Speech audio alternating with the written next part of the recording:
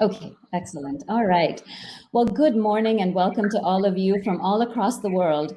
My name is Meg Vierik, and I'm a professor and the Associate Dean at San Jose State University's College of Business. It is 6 o'clock in the morning here for us in California, so I still have my morning cup of tea. But thank you so much for all of you for joining us. I am delighted and honored, super excited to moderate as well as participate in this panel discussion. The title, as you can tell, is Women in Management, Challenges and Opportunities. This topic has been dear to my heart as both as an academic and as a practitioner. So today we have a fabulous panel of faculty members from all over the world. But before I go ahead and introduce them, I'd like agenda very briefly. The first 30 minutes of our session is individual speeches by the panelists, 5 minutes each. All of them will give perspectives on the status of women in their own countries and based on their experiences. But they will also give you a sneak peek into the topics that they will be discussing in the breakout sessions that will follow the initial 30 minutes of this speech. So of course, the second part, which would be a lot of fun for all of you, would be the breakout discussions. And you will have a choice of which panel discussion to join. So keep an eye out on the topics and try to.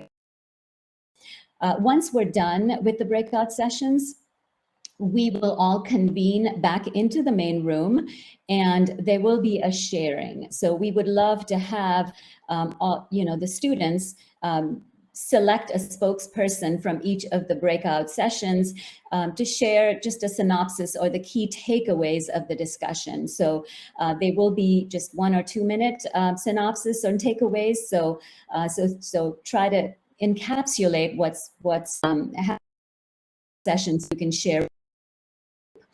And of course, the last 10 minutes or so, we would do any closing remarks from the panelists and a final session wrap up. So with that, let me go ahead and start introducing our panelists.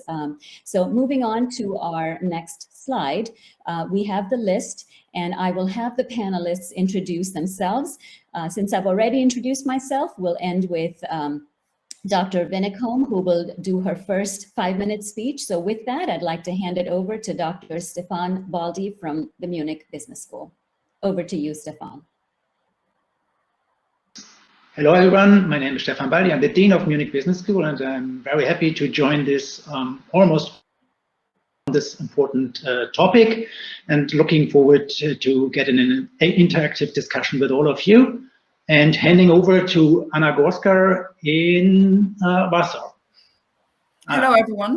My name is Anna Gorska. I'm an assistant professor from Koźmiński University and a chair of Women and Diversity in Organizations Research Center. And today I will be talking to you about social capital and gender perspective of social capital. Handing over to Dr. Moleko. Thank you so much, Anna. A very good afternoon from a very warm South Africa. I am a senior lecturer in economics and statistics at the University of Stellenbosch Business School, talking to you today about women chasing destiny in South Africa. So I'm looking forward to chatting to you. Over to you, Susan.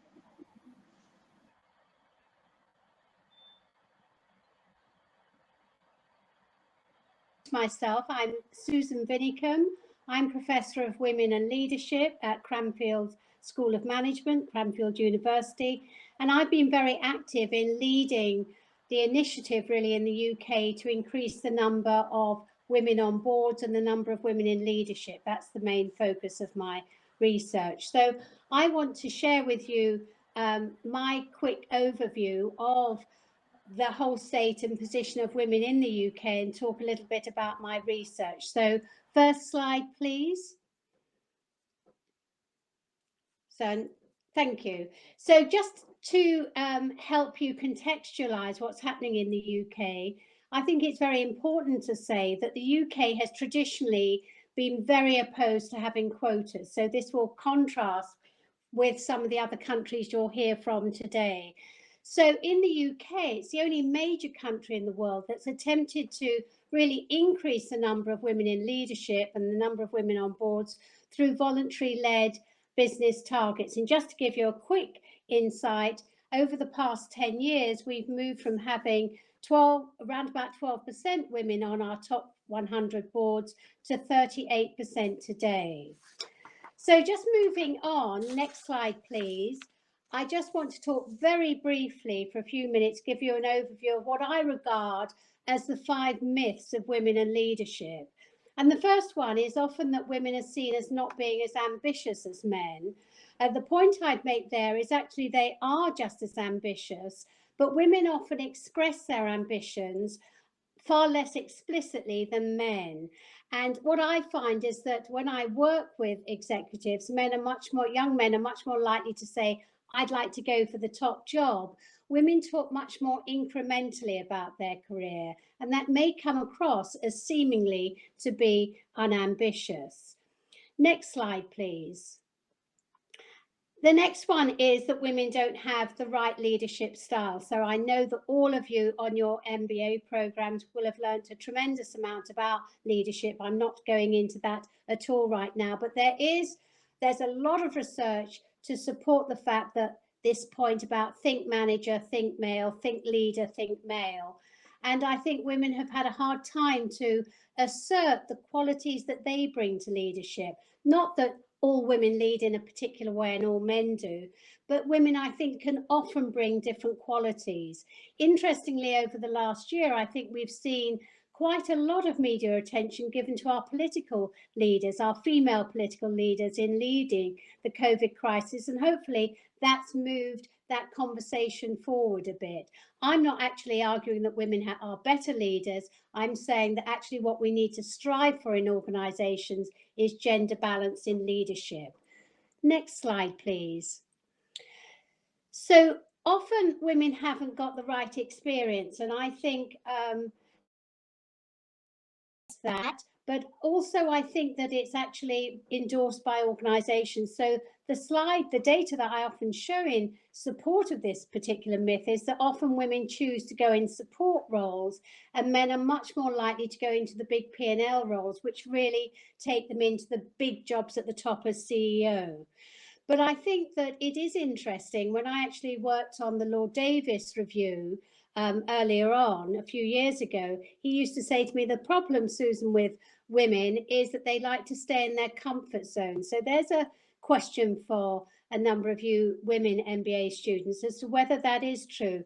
It is very important in order to get these top jobs, and I'm really trying hard to get more women into these top CEO jobs, that we have a breadth of experience. And I also think, I point the finger also organisations and talent managers, that it's very important to identify high potential women and actually draw them through the talent pipeline and give them that breadth of experience. Next slide, please. So women lack confidence. Often one talks about, well, women lack confidence. My point is that actually they don't lack confidence. What we find is that sometimes women find it quite hard to assert themselves and come out and present their points of view in organisations. And I think this comes back to the culture of the organisation, and often it's kind of very male dominated, and it's very difficult for women to come in. So I think we also think about kind of the norms of confidence as being male. So I guess the popular example is back in 2008, when we had the big financial crisis. We often talk about if Lehman Brothers had been Lehman Sisters, perhaps there'd have been a different. So I think women express themselves very differently at work. And I think that one of the things that's really going to change the way women present at work is all the work that we are doing in organisations to foster an inclusive environment where everybody is recognised for the differences they bring to the workplace. And the last and fifth myth I want to just show with you, next slide please, is of course this chestnut one about, well, Susan, the reason that women don't get to the top is they have children. Well, there's plenty of evidence to show that even the women who don't have children don't get to the top. And we also find that actually the reason that women leave jobs is not purely because of children, but actually because of dissatisfaction with their work. So that's my sort of quick overview of my myths of women in leadership. I think, as I said, that all of them can be very much challenged. And I think it's down to all of us to really help in fostering the role of women in the workplace. I don't know if we want to have a quick look at the questions. I'm not going to go through them. Next slide, please. Just to show you all, these are the kinds of questions I'm going to address in our breakout group. I won't have time to go through them all, but perhaps you can take a screenshot of them and we'll come back to them in the breakout room. So on to the next speaker. A very good afternoon again. I'm still seeing Susan, but I'll you can go to the first slide. I didn't share with the group that's here today that I actually sit in the Commission for Gender Equality as a commissioner as well in my other cap, which enables me to actually you can also move forward with the points. Thank you. With some of the points that I've come up with here, we do a lot of analysis on what are the prevailing I'd say inhibiting factors in South Africa's economy. And you can show all the points. You can click again. Thank you. And we found that these are the key challenges in the South African space. And I entitled my topic today, Woman Chasing Destiny, primarily because I think every woman should be enabled to fulfill the very thing that they were put on this earth for, without inhibiting factors, without hindrances, and without any limitations, right? But the challenges that we face in the pursuit of what I call destiny, which is the fulfillment of what you as an individual put on this earth for, is gender stereotyping. So for an example, there are specific industries or there are specific levels in specific industries where it may not be deemed suitable for a woman to particularly take on that role. Now, there are various studies that inform this. We've done reports on women in the mining sector, for instance, particularly those sectors that are capital intensive or manufacturing related. And you find that prevailing norms of culture norms, these point to a specific type of gender that is usually attributed to specific subsectors in the economy. The second is a serious challenge that we have seen in research and statistics South Africa points to is the prevailing gender wage gap. We have done some recommendations, a lot of papers. One of our professors has written in and around this topic on how you can review and make recommendations to ensure equal remuneration for equal work, right? So we all know in an organization, transparency is one of the critical enablers to dealing with this, where you have access to information that is deemed private. We haven't reached that far in terms of access to information in South Africa, but gender wage gap, when it's measured, is between 23 and 27% in terms of the measure of how different you can be paid for the same type of job at the same level of education. And this is something that we are trying to address and rectify. There's a persistent issue of gender-based violence. In the context of gender-based violence, I think in the workplace, what we are seeing at specific instances is not a generic thing across the board, but unacceptably high level of sexual harassment.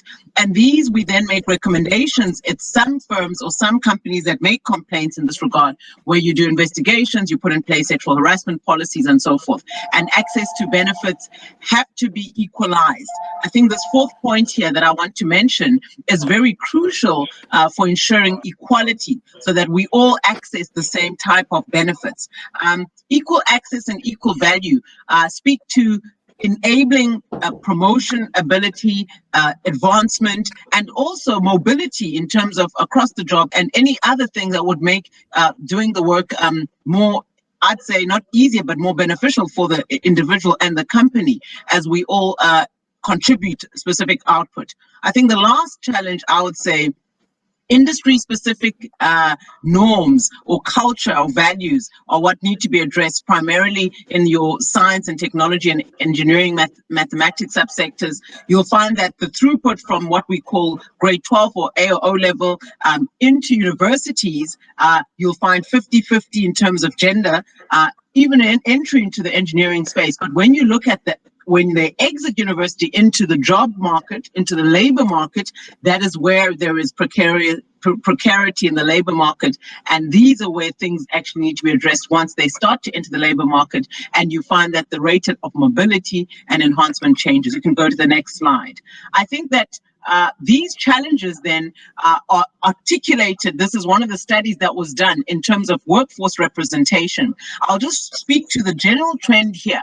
What you see here is a study that was done, a census on the executives and the management of both your public service, or what we call South African state-owned enterprises. So you see there the first two bars, the proportion of men to women is found there. So you find that more than 60% or 70% in terms of top managers or executives are male dominantly. And then you find that as you go to the private sector, so these are the public sector, the JSE listed is also sitting at 70% to almost 30% male to female in terms of gender workforce representation at the most senior level, the decision-making level.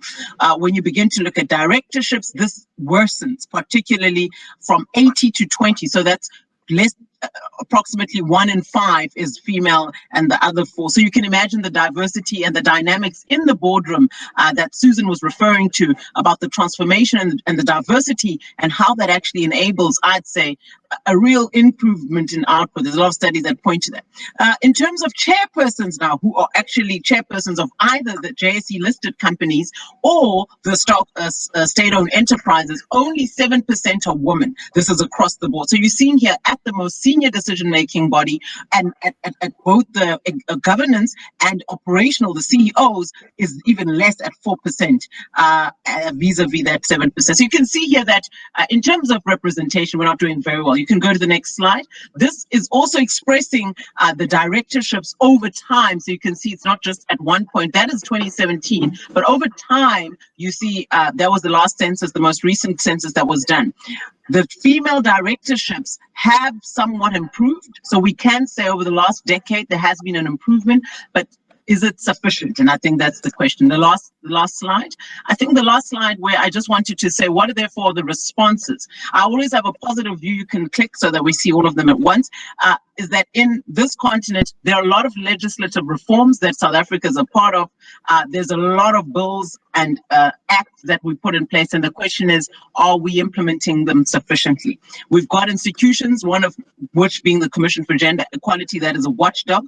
And I think that we try to monitor and evaluate and appropriately put reforms and necessary policy reforms to improve access. And I think on the last point I want to make is this issue of allocation of resources. And the allocation of resources enable you to monitor and have oversight and accountability. But a lot of things that we can't talk to and enforce is cultural. And I think it's issues that we ourselves as a society that we deem norm or normal that we need to change. So that is my last slide. The next are for the breakout room. Before I end here, there was a poll that I wanted to ask, and I hope I have time still, and I'm hoping every one of you can start. I'm going to give you literally 10 seconds to try and see which of these is true about yourself in living out your purpose and in chasing destiny. Do you agree with the statement that says, do you believe you are living your destiny and purpose in life? Do you strongly agree? Are you somewhat in agreement? Are you neutral? And we can discuss in the breakout room some of the answers that we get. But if we can quickly do it before my time is up. How much time do I have left? If I've run out of time, I can. No, not the breakout room. I'm saying in just the session. Okay, it's fine. I think I will take 10 more seconds, and then I will share the results.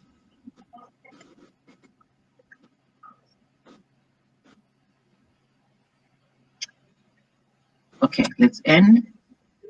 Let me share the results. So the results are that some are strongly agreeing that they are in the right place, pursuing and living out their destinies.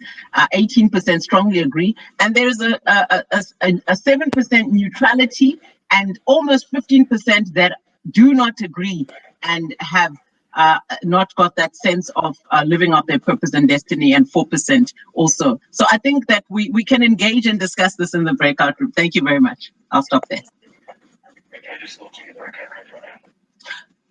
Not yet. but the next speaker will come, and then the questions are there for the next session.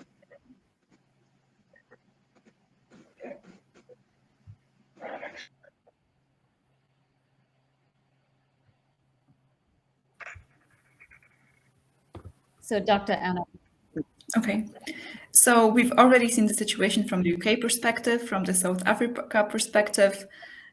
Probably you already know that we have proportionately less women on boards, women in top managerial positions, and still in many countries we observe, in general, lower participation of women in the labor market. And one of the reasons that Susan told about was the stereotypes that are visible across leadership positions. And we are also going to talk about those. But most importantly, my session is going to be dedicated to social capital and how we can use social capital to overcome obstacles women face in organizations and in the labor market, how men and women build social capital, how they utilize it for their professional purposes. And this is what we are going to be talking about later in the breakout rooms. Next slide, please.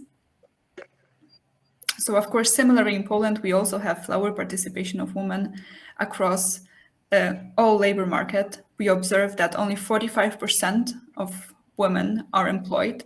That is compared to 70% of men. The work is very segregated, with a large accumulation in service industry. About 70% of women are in service industry. Women are also concentrated in industries connected with social care, education, which of course are underpaid in Poland. We also see a very, very vivid phenomena of a glass escalator. So when from these feminized industries, men are the ones that get promoted. On average, women need about 6 years longer to get promoted compared to men. Women are also at higher risk of poverty, have low representation in politics, and the gender pay gap is quite visible, with about 25%, according to Polish Statistical Office. Well, actually, the higher the position, the higher the gender pay gap, the higher the education, the higher the gender pay gap. And that's not something probably new to you. I see that there are some of the people coming from Poland, so I hope you are aware of the situation. But what is very specific to Poland is that the situation has not much changed within the last 10 years.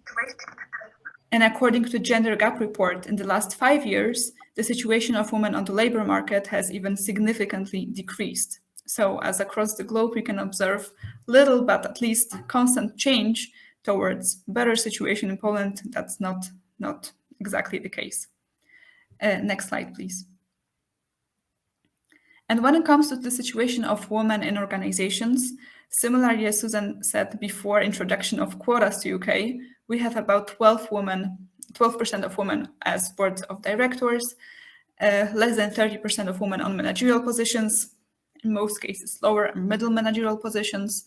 Only 5% of women are CEOs in Warsaw Stock Exchange companies. And we don't have any quotas. For now, we have only soft regulation to support equality, while quotas they have very low acceptance for now in Poland.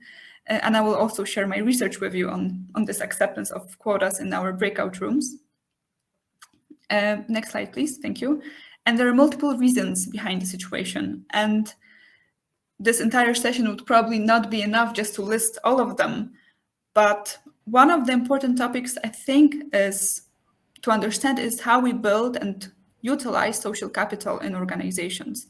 And this is what we are going to be talking about. We will discuss different types of capital, as you can see on the slide, bonding type of capital and bridging type of capital, how one is built, how one is utilized for career development, and how companies and we as individuals as well can support each other's careers in accumulating this type of different types of capital.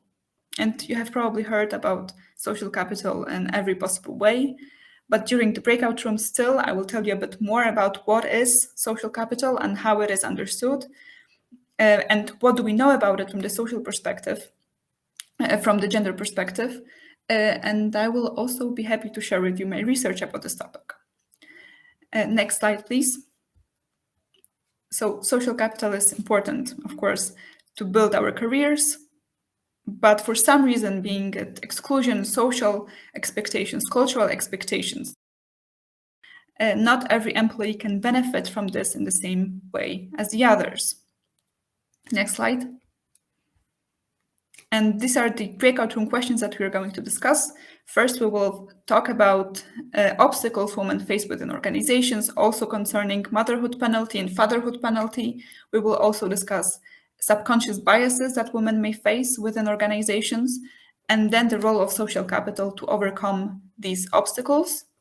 And we will also discuss solutions on the national and organizational level, and I will also share with you some good practices from hopefully you know those organizations and how they deal with this problem and how they build more inclusive environment in organizations.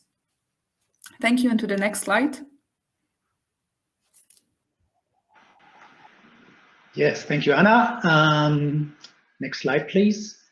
Let's start with having a brief country perspective from Germany. And you have heard already in the former presentations that the whole culture is part of the question. There's currently actually one topic that's very en vogue in Germany and also in the upcoming election, a hot topic, that is gender-neutral language. You may know the German language uses 3 different grammatical genders, masculine, feminine, and neuter.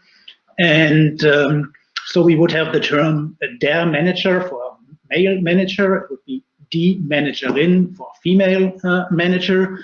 And typically, if you talk about more than one manager, the German traditional grammatic would say die Manager, which is kind of the plural of the male form.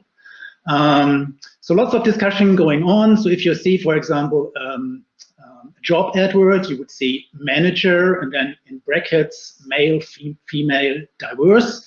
Or, and this is what the discussion is about, the language is actually changing. So you would talk about manager innen, and you have like this star in the middle of the word, which is the gender star. So you mean both, and you explicitly name both. And the discussion is about whether this destroys the language, whether this is a good way to include female and other genders in the language.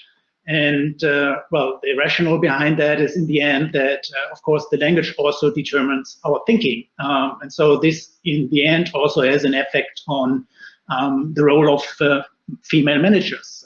So that is a general cultural discussion that's going on. If it comes to female or women in top management positions, you can see on the right graph that the percentage of female has grown over the last 15 years. On boards is about 30% now. We're talking about the biggest 200 companies in Germany here. It's much lower if you go to, so if it's supervisory boards, it's 30%, but if it comes to executive boards, it's much lower. So we are a little above 10% here. And so there's still a way to go because, surprise, surprise, also in Germany, 50% of the population is female. So there has been some legal action in the last years. First law was introduced in 2015, which was focusing on supervisory boards. And it set a minimum of 30% quota for certain companies. It's affected only a very limited number of companies, the big ones, the stock exchange listed ones. So it's about 100 companies that are affected by this law. But this had definitely an important role in increasing the number of females on boards. In this law from 2015, companies were asked to have self-imposed quotas for executive boards and for the top 2 levels in management. That actually didn't really work out because they were free to set any quotas, just had to report about them. And you could find out that a lot of companies actually set themselves the goal of 0% women on executive boards and reached that goal, obviously. So there was an additional law is coming up this year that also goes towards executive boards.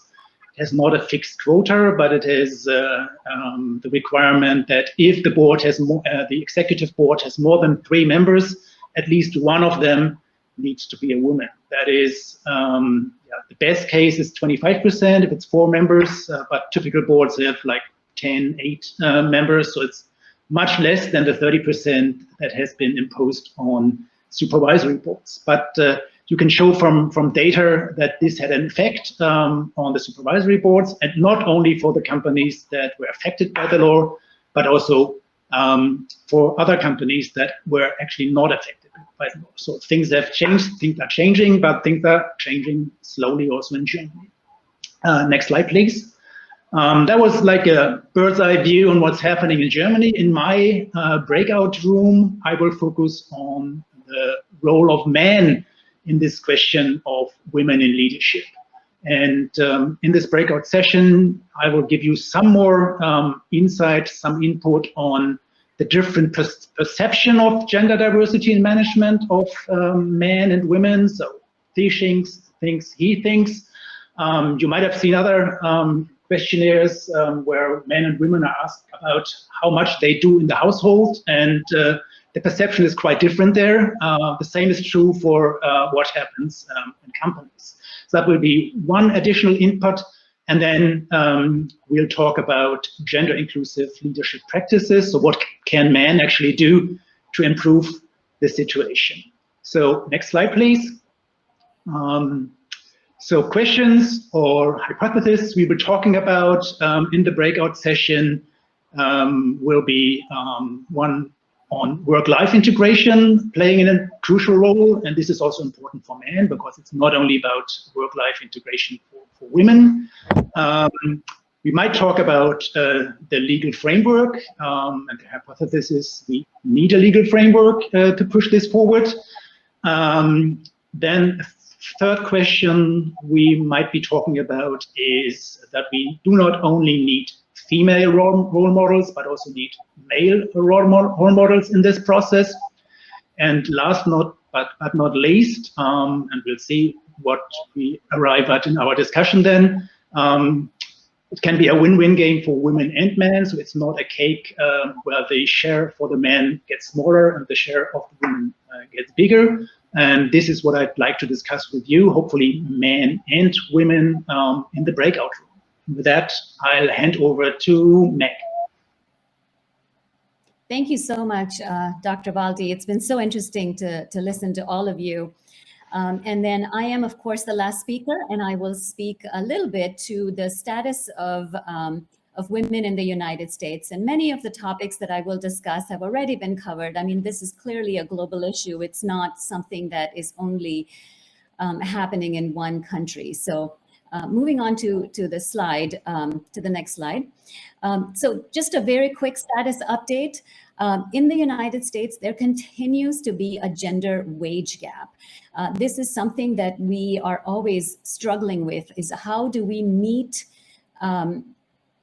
gender parity with respect to pay? And there continues to be a gap. Currently, we're looking at, for every dollar earned by a man, a woman will earn about 82.3 cents, right? So, so there continues to be a differential. What is becoming an even bigger conversation in the United States is that the gap, the gap for pay is much more pronounced for women of color. And so there is a discussion and a continuous concern about why is it that, if you're a Black woman, you earn only 63 cents to a dollar, and why if you're a Latina, you earn only 55 cents to a dollar. And so that has become a much more prominent issue. Native American women, the same thing. And so what we are struggling with in the United States is to dissect the data, by even looking at, women of color and how that can be a double disadvantage. So that's a big concern, for companies and, even for us in education. The second issue, of course, that's been reflected upon by almost all the speakers is women continue to be underrepresented in the C-suite and on boards. And, you know, a couple of years ago, actually, you know, in 2018, there was a Senate bill introduced in California that required that at least there should be one woman on the board. So we should have some female representation. And so some other states have picked up on that. And of course, we continue, you know, to try to improve those numbers, but we still have a long way to go. Another issue that I wanted to also emphasize is that there are, you know, and this is similar to what Dr. Maleko talked about, is that certain sectors tend to have greater challenges for women than other sectors. And so we have seen a big gender pay gap, for instance, in the finance industry. But, you know, being in California, I do have to mention that women in technology continue to have huge challenges. So venture capital firms, for instance, there are very few women. Technology tends to be, STEM occupations tend to be much more difficult for women to rise to the top. And, you know, we struggle with it because sometimes we think, well, we need to get more women into universities in STEM occupations and in STEM fields. But the pipeline is difficult because even though you get women into the door, you get them educated, somehow the numbers, you know, start slowing down as women move to higher and higher ranks. And so that's something we continue to struggle with in the United States. A couple of other different points that I wanted to raise. The pandemic, the effect of the pandemic on women's labor force participation has negatively affected us in the United States, as I'm sure it's affected people globally. And what we're finding is women who drop out because of greater responsibilities of childcare and other, you know, issues, basically are not coming back into the workforce. And so this might set us up, you know, back by almost a decade if companies are not able to step up and entice women to come back and join. And of course, one last point about the Me Too movement. We all know about this. This was a movement to bring awareness to sexual harassment in the workplace. And, you know, we continue to, of course, struggle with it. It is in the limelight, you know, it is spoken about more. And it's good to see that grassroots movement happen, because I remember as a new faculty member when I first joined, you know, I would often hear about harassment that, you know, even many of our students who work part-time, for instance, in restaurants, you know, they would struggle with. And even though we have sexual harassment laws in the United States, that we continue to have a where we are and where we ought to be. So moving on to the next slide, you know, I did want to reflect in, can we move on to the next slide? Yes. So my goal over the last, you know, many years since I've been at San Jose State has been, you know, how do we empower our women and how do we empower our students? So what I thought I would share with this group, what we started doing was running roundtables. You know, every year we have a conference, and at that conference we call it, it's a women's conference, Women in Leadership Conference, and we call it, you know, we network with a purpose. And so we do roundtable discussions where we bring in about 40 to 45 industries leaders, most of them women. We do have men too. We've had breakout discussions, Dr.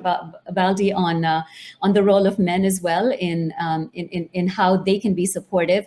But what we do is we bring role models, women role models, as panel discussion, you know, leaders. We actually had the last one moderated by the president of our university, Mary Papazian, who is a female leader, a very strong female leader that we think is a very strong role model for all of us. But at that conference, we have students select topics that they want to talk about. And so the discussion at this conference tends to be much more focused, and students self-select into topics. And so I thought I would pull on some of those topics to discuss at my breakout session. And so if we move on to the next slide, These are some of the topics that come up that are many of our undergrad students as well as grad students want to know about. They want to know about how to build their brand. Is that important as a female leader? One of the things women struggle with is finding balance and, struggling with trying to being a super mom and a super employee and a super wife and a super, everything. So how do they find balance? And so we have discussions around that. We have roundtable discussions on how women can negotiate better in the workplace. How can they find allies and mentors? And these are all topics that, I didn't come up with. Our students came up with and said, we want to talk about this. Can you find us some women role models that we can discuss these topics? How do we step up? How do we speak up? What does resilience look like? And so these are some topics that I thought I would discuss in an open discussion in the breakout room. So with that, I'd like to transition to the next part of our discussion, which is basically the breakout rooms. And I'd like to present the one last slide that we have, which seemed to have disappeared, just to remind everybody on what the topics are. So we will have 5 breakout rooms based on topics. We have a 25-minute presentation, which, given we're a little bit over time, it may have to be a little shorter, and we will report back the key insights. So moving on to the next slide, just for all of you who are in the in participation, you can take a look at the actual topics one last time before we move into the breakout rooms. So I think we can go ahead and split up into our rooms now.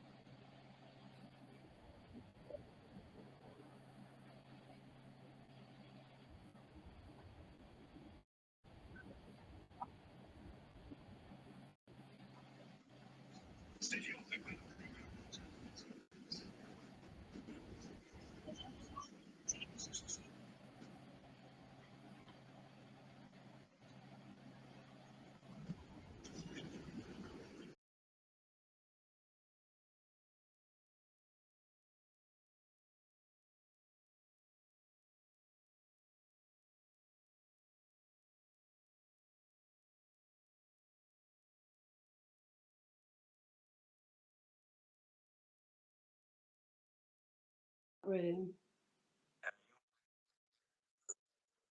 It's number 1. It's the myths of women and leadership. In my, yeah?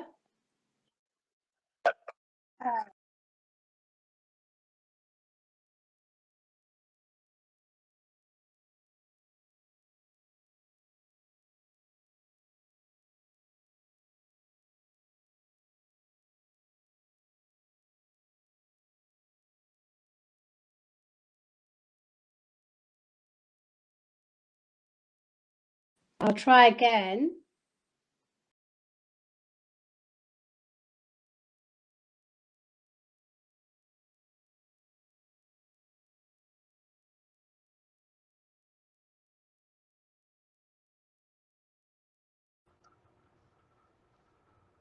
It should be there now. Okay, it is there now. So Susan, what's happening? Yeah, I can't get into my room. What's occurring? Is it not? It's not, I haven't got a join beside my room. I've just got a join beside social capital and root. I don't quite know Okay, what's gone can wrong. you hover your mouse over the?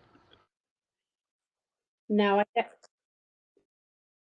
have a mouse, but I'm on an iPad. Yep. Okay. Not this moment, no. Look, I tell you what, I'll just join another group. Yeah, I can't see it.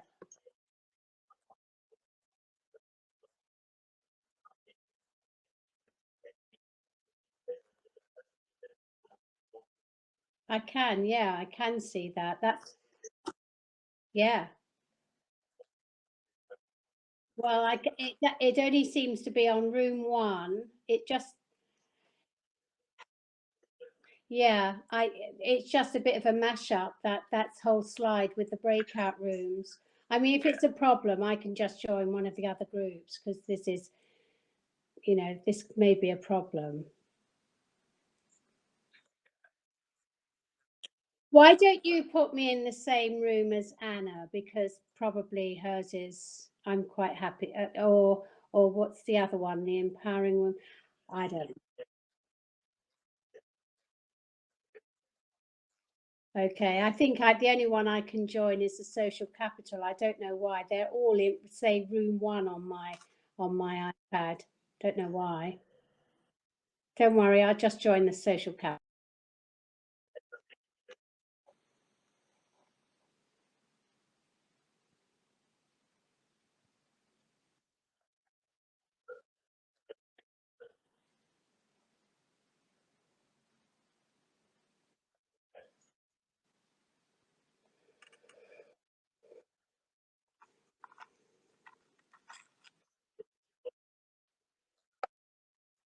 So she should join on.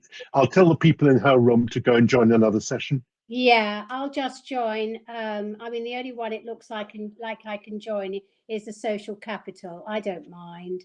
No, but I'll tell the people in your room, Susan, Yes, to go and join please. one of the others. I'll tell them that, Alex. Okay, thank Okay. you. Hi, guys. Hi, guys. I think you're going to have to join another session. Susan cannot get into this one. Sorry about that. But please go and go back to click on the blue bar at the top, go back from Miss the Women in Leadership and join another session. Sorry. Bye.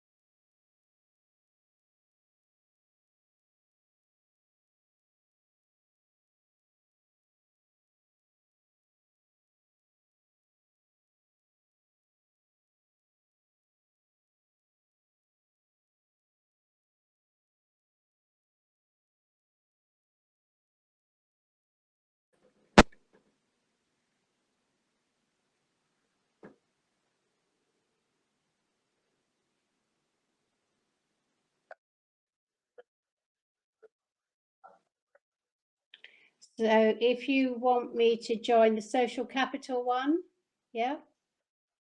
Okay, yeah, I'll just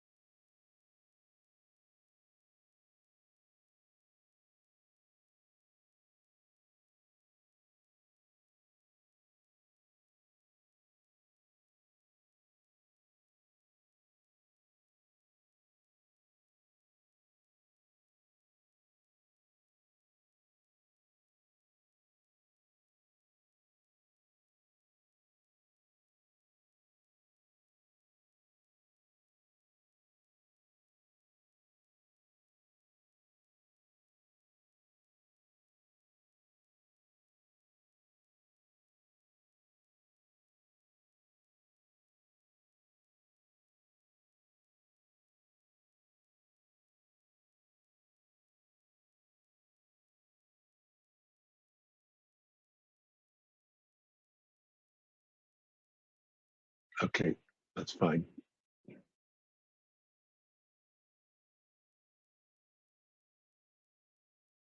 Okay, that's great.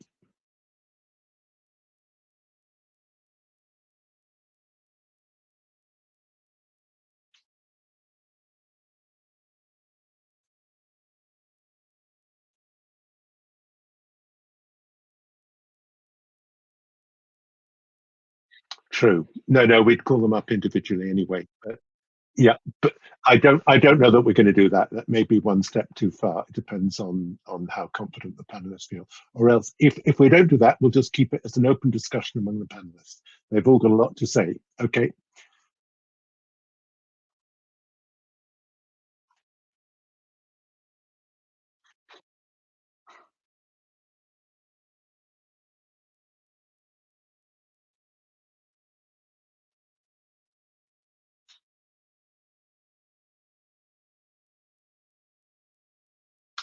Hello, everybody. Thank you for taking part in the breakout rooms. These will finish in 5 minutes, at which point we ask the main presenters to come back to the main stage.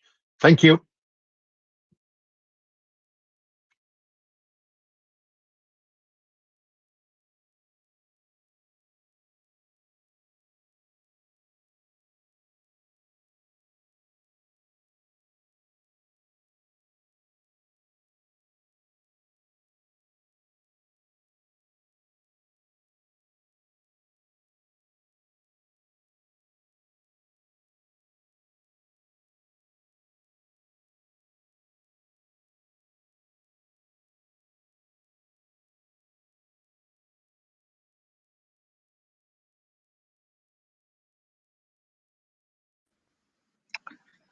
Hello guys, welcome back.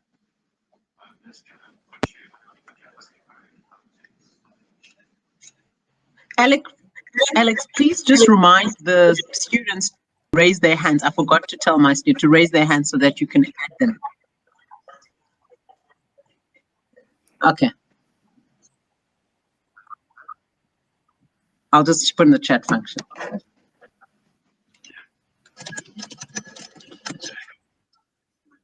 Okay, fantastic. All right. Well, hopefully we had a fantastic breakout session. I know I enjoyed talking to the students in my group, for sure.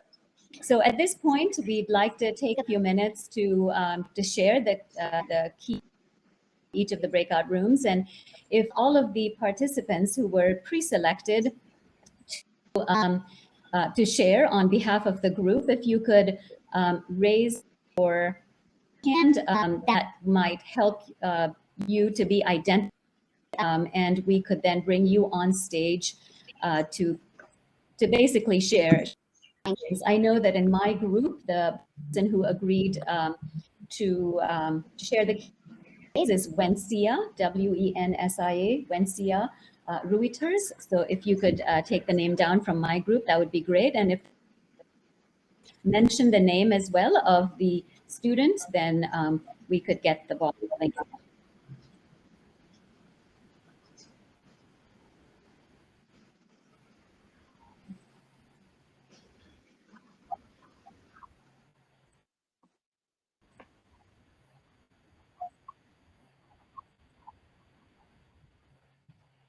Okay, thank you so much.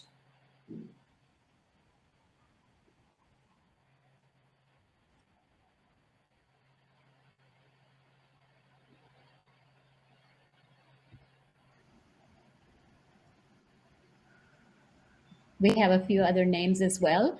And as we get close, close to sharing, I'd also like the panelists to think about any last piece of advice they might have for the students in general, any tip to take away.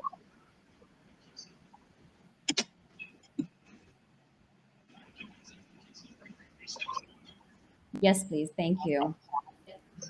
Okay.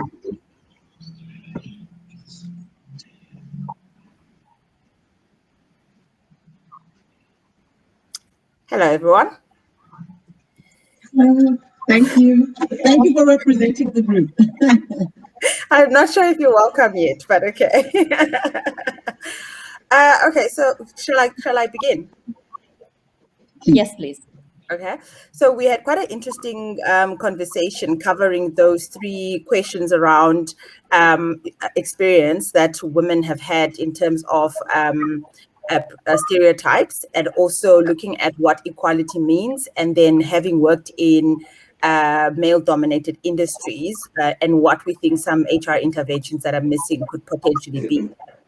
So the main discussions really were about the stereotypes and the lack of support that women get from, you know, being put in positions or trying to get to certain executive positions, and either by virtue of being women or working in industries that are male dominated, that there are some challenges that come with that. So some of the gentlemen in our group kind of focused on then how do we create equality for women. Some experiences came from you know, where people feel it's the right thing to do because they are fathers as well, and understand what that experience might be for their daughters when they eventually get to the workplace. Other views were that, you know, for women to feel included in the workplace, we mustn't treat them differently from males. That's how we're going to show equality. But then, you know, there was different views on that, because women are different. Apparently, we're different. We've got different emotions. We react differently. That was the discussion. So the bottom line, though, was that we cannot just simply focus on treating women the same, because historically we have to look at what the social ills have been, or what the societal issues have been in the different countries, and that context becomes quite important to whether we are intentional about interventions to make sure that women are given the same opportunities and they get the same support. In terms of interventions, there were different examples shared where some people work in an automotive industry, and there's been a big focus by the executive team from graduate recruitment to make sure that it's women, from internal programs to accelerate women growth and make sure that women are strategically placed in positions and supported to make sure that they succeed in those industries. And then also to make sure that there's support in the company. So where people are single parents or they've got young kids, to make sure that there's facilities such as daycare centers, either within the building or close by, to make sure that women have the right support, practical support, to make sure that they've got people. Kokisa, thank you so much. I know we only have 2 minutes per group, so it would be great if we can move on to the next student. Thank you so much for sharing.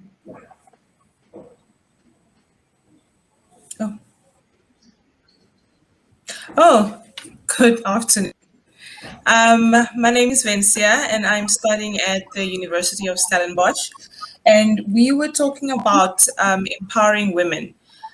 One of the issues that was actually highlighted during our discussion was that as women in the industry and as women that want to progress, there are quite a few stumbling blocks that actually come from us women that are in the C-suite. So there's a lot of, the queen bee syndrome is most prevalent, where you have a woman in leadership that doesn't actually allow or doesn't create the environment for other women to thrive. So I think that it's also probably based on the insecurity, the fact that it took that individual a long time to get to that place and not to want to be defeated. So it's a power hold. And other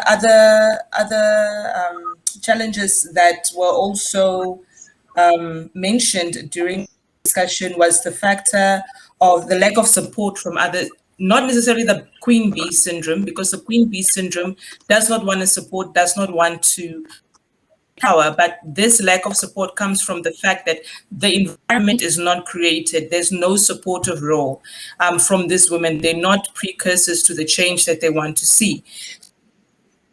Another challenge that was also mentioned was the factor of age, where also speaking, okay, in the environment, people that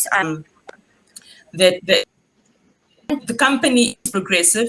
There are a lot of women that are being encouraged and employed. However, the younger people are actually overtaking the older people. So you have people that have for a long time, and they don't get that platform to actually progress to a more managerial or senior role. So it's like a triple blow. You're a woman, and you're probably also older than you're supposed to be. And then another challenge that also comes to the fore is that women are more likely to play a supportive role. So going to be the person that cheers everyone else on, and then it takes you to the place that you want to be. So one of the resolutions that we came to is that with regards to the support that you want to get from other women, you need to be the start. One delegate really impressed me. She told me that just one comment, just because we are running out of time. So if you could just do a quick wrap up, and then for the other presenters, if you could just give us one key takeaway rather than everything that was discussed, that would be fantastic. So because we are running short of time. So just one key takeaway from your discussion. Okay. One key takeaway is become suitably qualified for the position that you want to attain, and then create the environment for other women to follow. Thank you. Let's get the next presenter.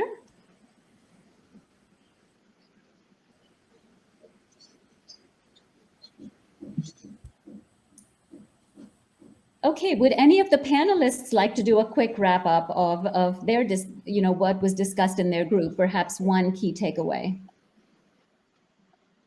Sure. So one key takeaway from my discussion that unfortunately was, shorter than I anticipated, is that the first step of overcoming gender inequality in organizations is being aware, and social capital through building networks, bridging networks, and bonding networks is a way to support women through, for example, mentoring programs, through creating networks for women specifically and broader within organizations that would support actually every employee.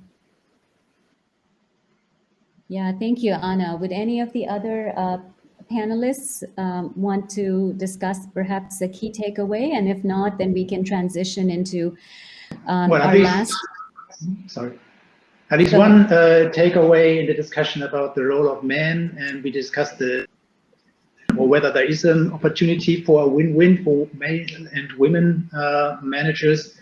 And actually the key to looking at this whole thing is taking a really holistic perspective and not looking only at the role in the company. There may be limited, of course, leadership positions, but a win could also be that you spend more time with your family and your kids grow up. So have the wider perspective also for the men, what about life and work-life integration, and maybe also think about new leadership concepts, shared leadership, and other things that might move us forward. So that was one topic we talked about. That's fantastic. And I do think the role of men is very key because, that's half the group of people in the workplace. And if we don't work together, it can be a significant challenge. Was there any other panelists that wanted to share any other thoughts from the breakout discussion? That we have to have a deliberate performance-related type of measure to ensure that there's transformation. So if performance is not linked to this specific outcome of gender parity or wage equality or minimizing the wage gap or making sure that there's representation at particular decision-making levels, as senior as you go, the performance must be also linked to this issue, not just profit or bottom line. So we felt that that was very important as well to consider. Thank you. Okay, fantastic. Are there any questions from any of the students? We'd be happy. We have a few minutes left, perhaps, for maybe any question for any panelists. So feel free to raise your hand if you have a question to ask any of the panelists. If not, I am happy to ask a question on behalf of the students. So someone has their hand raised, I believe. Can we? Do we have a question from any of our participants?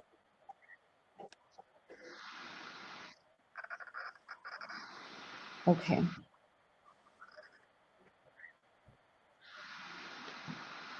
Okay. Okay, fantastic.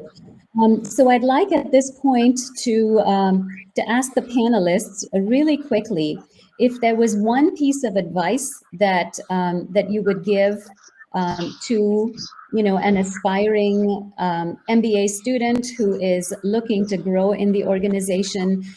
What would you tell them? Just one piece of one tangible thing that they could do that is perhaps not very abstract, but real in terms of a tip or a technique or just something. I'll give an example. One thing that came out in our breakout discussion was, we did talk about the Queen Bee syndrome, but I said, well, someone has to break the Queen Bee syndrome, and it has to be one of us. And so if we start helping other women, or even if it's one other woman who is at a lower level, then it starts creating a culture where contagion sets in, and then everyone is helping. So I wanted to see if any of the panelists just had any other advice for the group of students that's here today. So I can just call on people. So Dr. Vinicombe, would you like to go first and just share one takeaway? You are probably the most the most involved in research on women, so we'd love to hear your thoughts.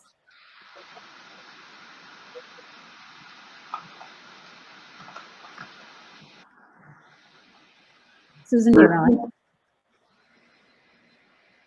Oh, sorry. Were you asking me, Meg? Yes. Yes. Yes. Yeah. Any fun and yes, and any piece of advice. Yeah, very good question, Meg. I think the piece of advice I would give is when I was working in Boston for 3 years, we used to do a lot of bystander training. So if any of you, in any of your kind of social events in your business schools, in lectures or evening casual conversations, you see kind of sexual discrimination or disadvantage going on, call it out. It's much easier, I think, as an observer than actually being the person who's party to that event. So it's encouraging you to speak out when you see it, because often people don't notice what they're doing. Fantastic. That's a great piece of advice, Susan. I was taking notes while you were speaking. That's fantastic. Anna, Dr. Gorska, do you want to go next? Well, my piece of advice would be to build strong ties and try to be as open as possible, not be afraid to utilize, not only build your social capital, but also utilize it for your own career development. And one very interesting way to do this would be those of you who are in the panel today, feel free to connect with each other. If you did truly bond in a group, stay connected, talk to each other once every few months and have the same discussion. You don't need us to have the discussion, but, look out for each other. So that's fantastic. Thank you for that, Dr. Gorska. Dr. Baldi, do you want to go next? Yeah, sure. So my piece of advice would be, if you are a man, take an active role in this process. This is not against you. You and your behavior are an important part of the company's culture, and we can only move that forward together. So get out of a passive role, attend meetings like this, for example, listen to the women, and be part of this culture. Thank you. That really rounds up. Yeah. And last comment by Dr. Moleko before we wrap up.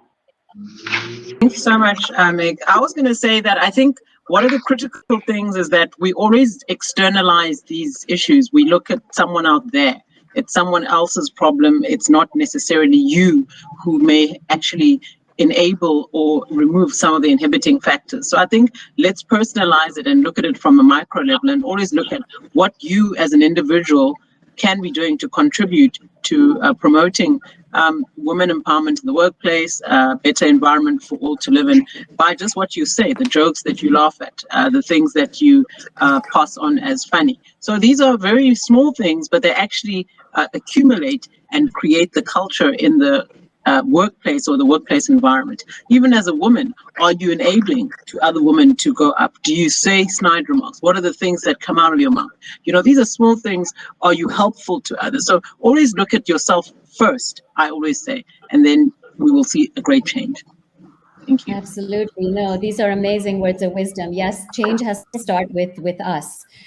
So with that, I'd like to conclude this particular session. We have been delighted to have you. Thank you for spending time with us. And with that, I'd like to hand it over back to David if he has any instructions for the students for the next session, because I believe we have sessions going all day. So over to you, David. Well, I just want to thank the panelists, all of you, for taking part. It's been a really, really good session, so much more interactive than just having one person speaking to a passive audience for an hour and a half. High risk, high value, one or two glitches, but a really, really interesting debate. So thank you all so much. You all, you're in different parts of the world, from the west coast of America right the way across to Warsaw and Germany and the UK and then down to Cape Town. So this was a really global experience for everybody. And I'm sure that everybody who was present in the session appreciated it.